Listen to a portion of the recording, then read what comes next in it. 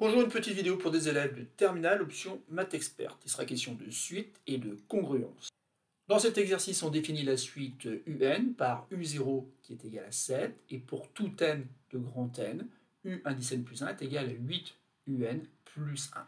Dans un premier temps, donc, on nous propose de calculer U1, U2, U3 et U4. On nous pose la question, quelle conjecture peut-on émettre concernant le dernier chiffre de UN? Et ensuite, bien sûr, il va falloir démontrer cette conjecture en utilisant un raisonnement par récurrence.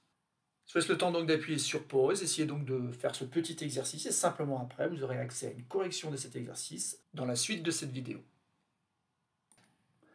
Alors passons à la correction de cet exercice. Dans un premier temps, donc, on doit calculer les premiers termes de la suite. Donc U0, on sait qu'il est égal à 7 et U1, on l'obtient de cette relation de récurrence qui dit que U1, c'est tout simplement 8 fois U0 plus 1, ça se fait assez bien, c'est 8 multiplié par 7 qui va donner 56, et 1 donc 57.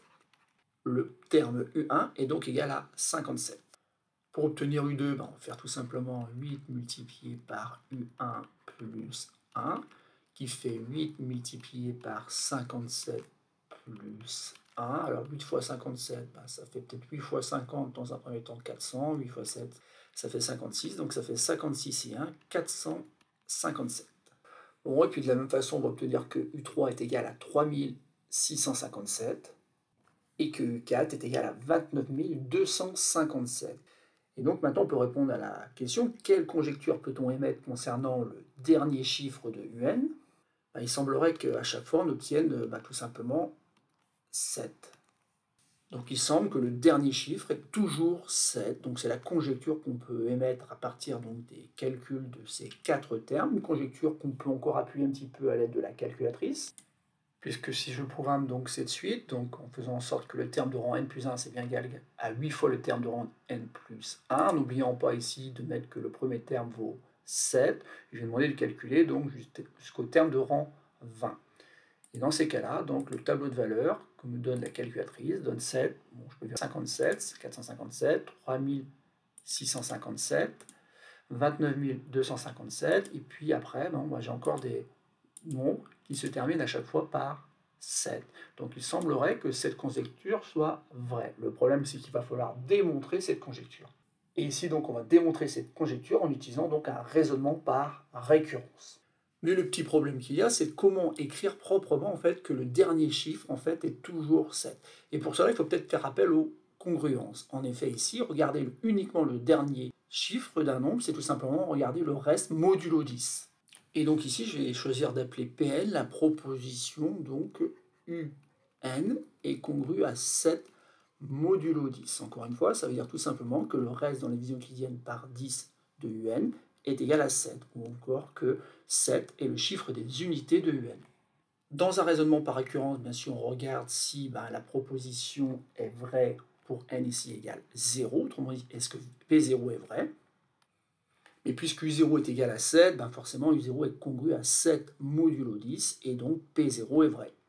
On a donc réalisé l'initialisation, maintenant il nous reste à vérifier l'hérédité. Donc soit K appartenant à grand N, et supposons alors que PK est vrai. Ou encore, supposons que UK soit congru à 7 modulo 10. Alors le terme de rang K plus 1, qui se calcule à l'aide de cette relation, est congru à 8 multiplié donc par UK plus 1 modulo 10. Et bien sûr, on peut remplacer UK par 7, ça fait partie des propriétés qu'on peut utiliser avec les congruences, donc ça fait 8 multiplié par 7 plus 1, tout ça bien sûr modulo 10, et puis 8 fois 7, 56, et 1, 57. Donc j'arrive à écrire que finalement le terme de rang K plus 1 est congru à 57 modulo 10. Mais bien sûr 57 modulo 10, c'est aussi 7 modulo 10. Et j'arrive donc à écrire que finalement le terme de rang K plus 1 est congru lui aussi à 7 modulo 10. Ça veut dire tout simplement que je peux conclure que PK plus 1 est aussi vrai. Donc le fait que PK soit vrai implique le fait que PK plus 1 soit vrai. On en conclut que Pn est vrai pour tout n de grand N. Autrement dit, que le terme Un est toujours congru à 7 modulo 10. Ou encore, le dernier chiffre est toujours 7. D'ailleurs, quand on y regarde d'un peu plus près, on pourrait même se dire que finalement, on pourrait prouver qu'à partir du rang 1, les deux derniers chiffres, c'est toujours 5 et 7. Autrement dit, ce nombre se termine toujours par 57. En effet, c'est ce qu'on avait déjà remarqué sur le calcul des termes U1, U2, U3, U4. Bien sûr, ce n'est pas vrai pour le terme U0. Et ensuite, comment faudrait-il modifier ce raisonnement? Il suffirait de remplacer donc, la proposition Pn par une proposition P'N où Un est congru à 57, bien sûr maintenant modulo 100, puisque ce qui nous intéresse, c'est les deux derniers chiffres.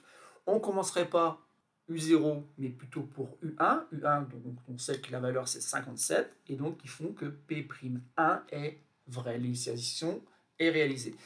Et ensuite, il suffirait tout simplement de supposer que K est vrai pour un certain K appartenant à grand N, et en faisant 8 multiplié par 57 plus 1 modulo 100, on arriverait à conclure que P' K plus 1 est aussi vrai, et que donc l'hérédité est vérifiée elle aussi.